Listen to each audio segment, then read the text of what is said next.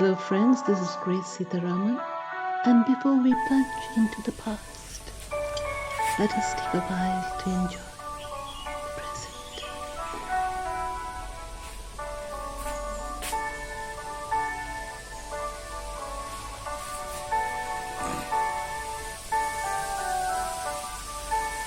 Good afternoon, friends. You are at Meghdoobi Studios, Yalanka, where every cloud has a silver lining and you get to do what you love to do the most.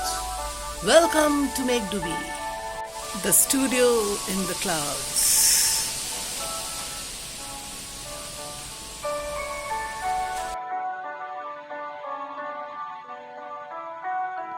1000+ Graces presents to you the 4 major sources of history through which we learn how the past would have been. The 4 sources are coins, artifacts and monuments, written material, and oral sources. The first major source are the coins. The study and collection of coins is known as numismatics. You spell it as numismatics, numismatics. Second, we have artifacts and monuments. The third is written material, and the fourth is oral sources. Artifacts and monuments. What's the difference between artifacts and monuments? Well, artifacts are movable and monuments are unmovable. And the study of history and prehistory through excavations and artifacts is known as archaeology. Some of the artifacts are the ones like the pyramids which we buy and we keep it at home, and the monuments could be the Taj Mahal, the real pyramids, and many other more. The epics, papyrus, clay tablet, and wall drawings are the ones which come under the written sources.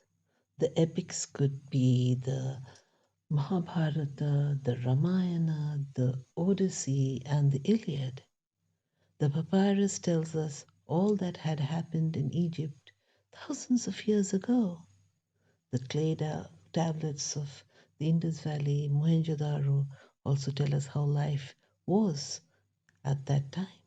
The wall drawings of Konark and Ajanta-Ellora caves also tell us so many stories about the past. Then we have the oral sources. We had storytellers and puppeteers and singers and rhyme makers, those who composed the happenings of the times and just passed it on by orally spreading the information. They told narrated stories and they had puppet shows. They chanted rhymes and hymns, and under the tree they would sit and exchange ideas and have poetry fights and poetry shows and the theater and anything that would give the new learners the idea through oral transmission and oral translation of poetry, rhymes, stories. There were so many things that happened during those times that could not be written down because people had no facilities to write it or even store the information. So they would sit under the tree and listen to the Guru chanting, singing, and spreading the content, as we would say it today. The epics had so many illustrations and so many little anecdotes which gave us an idea about the past.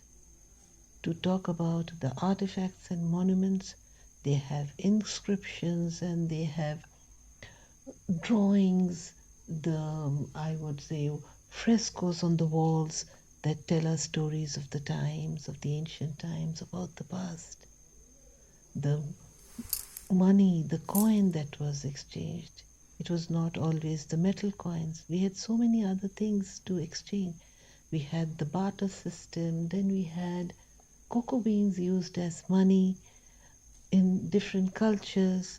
So the sources of history are absolutely, historians in general study the bones, the houses, the pottery, and so many other things to give us some concrete idea of how the people, lifestyles, livelihoods, society evolved to what it is today.